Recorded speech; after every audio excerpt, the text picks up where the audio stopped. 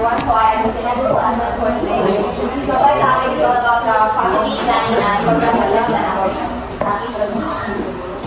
So please read everyone about the learned activities. Identify different contraceptive methods and learn the methods. Analyze the considerations surrounding abortion. Demonstrate the correct and safe use of at least one barrier contraceptive method.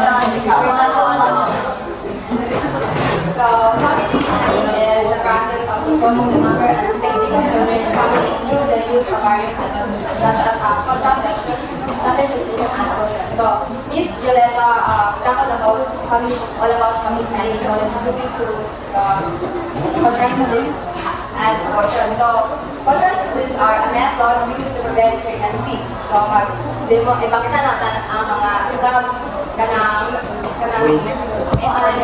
magamit siya ninyo before mag-plan mo family planning. So, next is the abortion. So, abortion is the termination of a pregnancy by removing or expelling an embryo or fetus from the uterus resulting in or causing pain. So, first we have understanding contraceptive types and reason.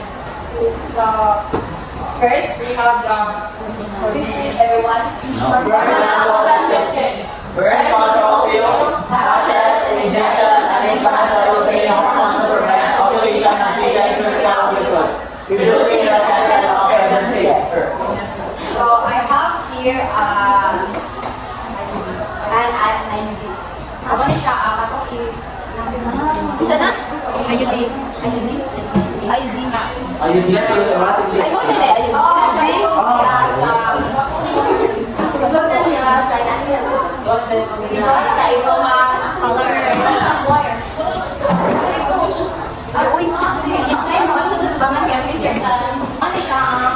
Okay, kung gawin na display. Hindi siya kanang mura siya kung kanang galing iba magagmay lang ko na siya sa diri jud mo nang maidura dito siya. Okay,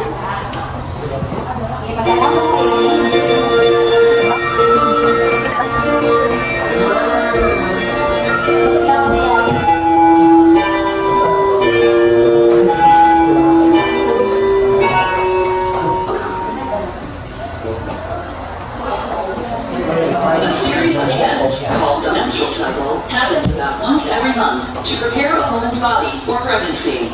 Changing levels of natural chemicals in the bloodstream, called hormones, control these events. The reproductive organs affected by these hormones include the vagina, cervix, uterus, fallopian tubes, and ovaries. The ovaries produce two main hormones called estrogen and progesterone. As the level of estrogen begins to rise, it causes the normally thick mucus inside the cervix to thin out. Estrogen also triggers other hormones to cause one of the ovaries to release an egg. This process is called ovulation. If a woman has sex during this time, a man's reproductive cells, called sperm, can pass through the thin mucus to fertilize an egg. In the uterus, estrogen causes the lining to thicken, which prepares it to receive a fertilized egg. The vagina. An intrauterine device, or IUD, is a birth control method consisting of a soft, flexible T-shaped device with a thin string on the end. There are two types of intrauterine devices, hormonal IUDs and a copper IUD. To prevent pregnancy, a doctor places an IUD inside the uterus with the string hanging down inside her vagina. Both types of IUD cause mild inflammation of the uterine lining, which releases immune cells and chemicals that kill sperm. Hormonal IUDs also contain a synthetic type of progesterone called levonorgestrel. Levonorgestrel mainly prevents pregnancy by thickening the mucus inside the cervix, which prevents sperm from entering the uterus. It also prevents the uterine lining from thickening, so it is less likely to receive a fertilized egg. About a month after inserting an IUD, the doctor may schedule an exam to make sure it is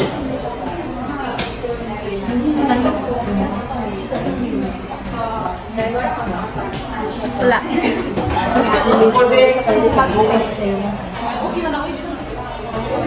So, nag-suit ani sa vagina kay apin ni siya, then pinag-tangso.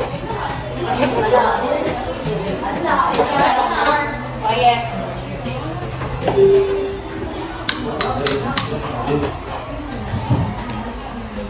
So, inagtusok niya, pati siya sa pari, then, ibili na rin siya. Tamtamon nito, wala siya ibili.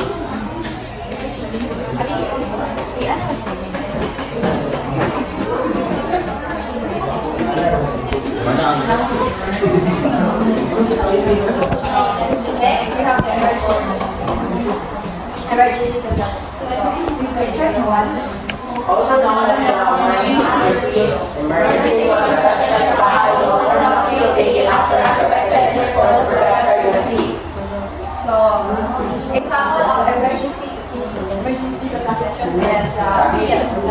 So, there are types of pills. So, natural hormonal contraceptives. Yung kanita, yung parehas sila. So, money ang suit sa pills. So, depende din mo if kabilang mo ng anak. Ano siya emergency? So, ang kanita is para dugok ni. Kung dugon ka mo, ano siya inom? Igno na siya after pinag-have sex. Kung may ba? Nasinder mo siya makakan. Oo na siya gipangalan siya emergency contraception. If makakuanan mo, if makalimot mo mag-inom o mag-inan nga o pills nga, hindi ka mo nag-sex na yung tendency na ma-undis mo din siya, pwede o pa sa lahat. Hindi ka rin mo white. Bisan o, bili mo mag-sex, dapat yung inom ka. Basta nakasabot na inom. Basta nakasabot na inom kayo. Dako man gud ang tendency, hindi ka kainom kayo, wala siya mukubong ba? Kasi nag-inom na mo dira. Ay, dili siya kami ng pag-anahabit. Kasi kayo, dapat mag-anak mo, dapat inom siya ng ginagawa or everyday.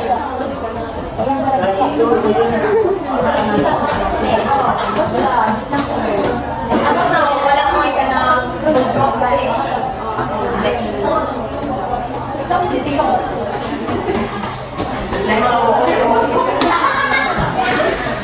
So, next we have your soluble use of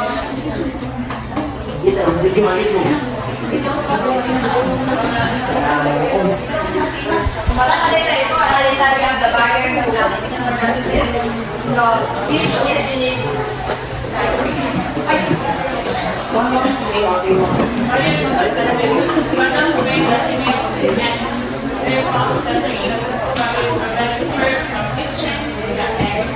So, ganda ang condom. Okay, Mr.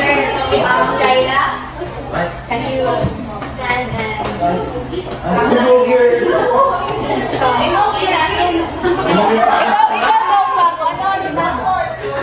So, bawal din siya, gamitan mo dito na.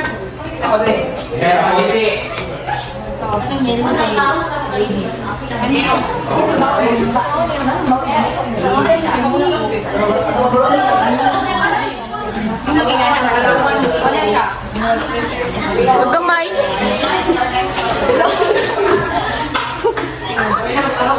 Digit siya mo. Nani siya nga mo, kanang dapat kanang maggamit mo o magamit mo o kondom dapat gamit na ang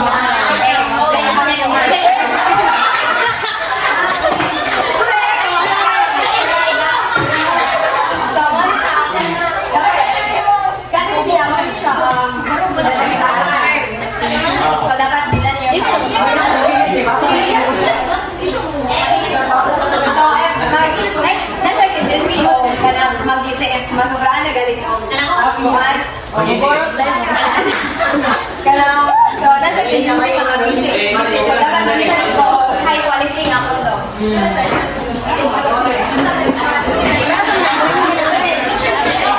So yes, like mentioned ang condom na small, large, medium. Kana, say. Ano siya? Dapat try ka na lang natural. Gusto mo natural. Okay, Mr. Yogo.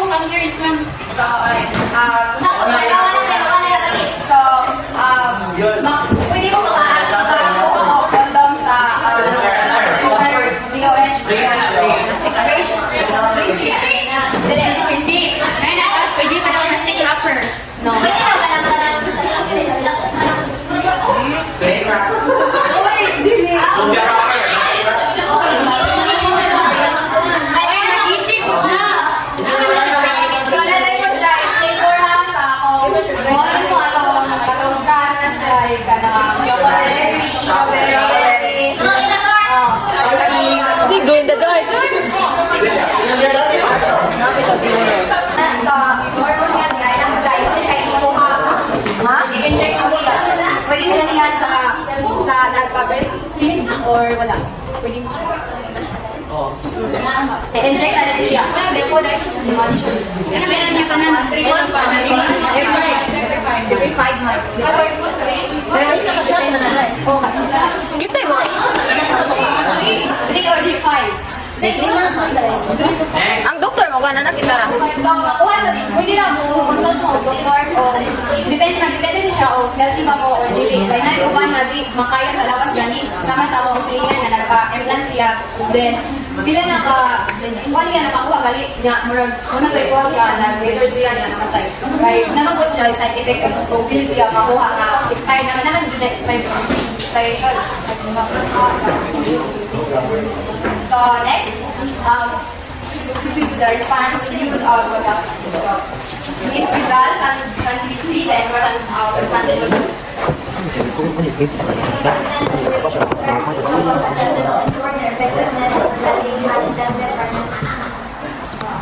Education and counseling is contraceptive methods help individuals make informed decisions about their reproductive health. So,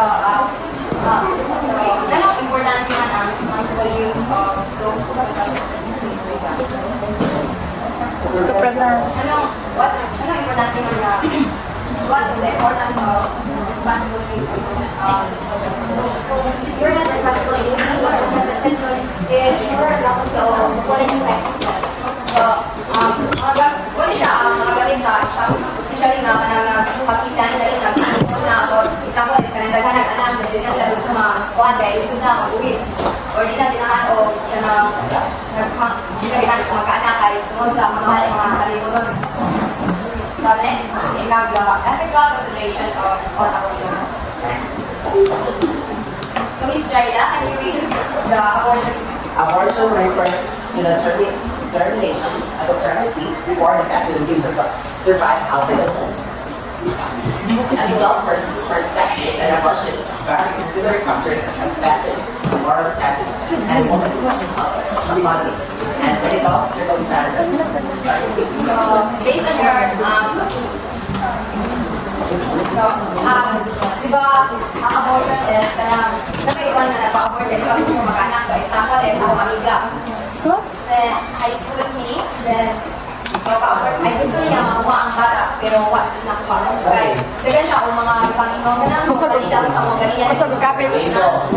Then, sige siya, pinakakanduay, wala ko para daw makuha ang bata. Iyang iboton ang bata, o mga panahon sa kasabaw, dali siya. Then, sinina ang mga kajaman na pero kung siya hindi ko hindi lagi kayo ang bata. What if kung mabuhi ang bata niya, ay depende siya. So, siya daw lang suffer o ang bata. So, matawag yan ako, may padayon na lang na kaysa night consequences. Then, what should siya namin know? Kaya, di siya gusto makaibawan sa young parents, nabuti siya. Then, ang nakasakit pa ano is, ilagaw ang pagbulis. Saan? Ang nakapagpuntis?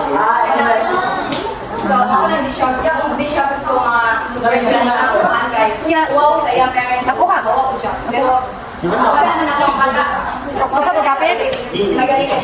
Basta magkape? Bisal ko. Normal. Ang bata. So, wala. Pero, hindi na ako, nagkamay na sila nagbuhat kay. Pero, sa iyang naman kayo. Kasi sa iyang gagaw, ang laki, gibiyaan siya. Then, ang laki na lang ilain din kung sustento sa bata. Irresponsible. So, please verify and increase the evidence.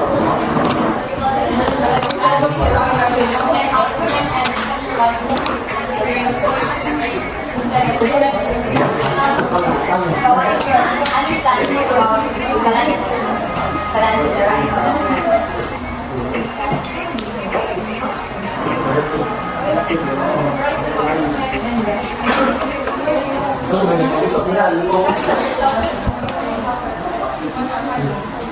So, thank you. So, in the other country, di ba legal na nila ang pa-abort kaya na the right na ilan women na kung sa iyo dapat kasi bawal na silang lawas. So, kaya niya ang lawas, so, that's the right na pa-abort ng bata. So, here in the Philippines, wala man di allowed ang abortion, di ba? So,